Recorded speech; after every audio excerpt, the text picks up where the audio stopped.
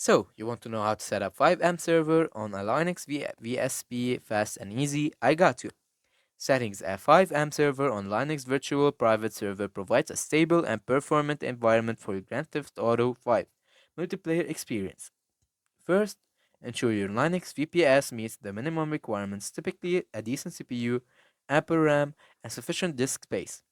You need to connect your VPS using an SSH client. Start by updating the system package, then download the FiveM server files, which are usually available in the tar.gz and archive, and extract them from the directory like /home/5m/server. You'll also need to install dependencies such as monocomplete.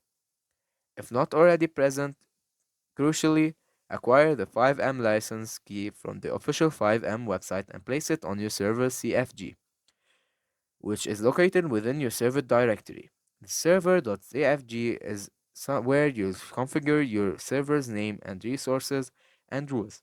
Don't forget to open the necessary ports, typically 30120 TPC and UPD in the VPS firewall. Finally, you can run the server executable using a command like bash run.sh or use a process manager like screen or tmux to keep it running on the background. And that's it.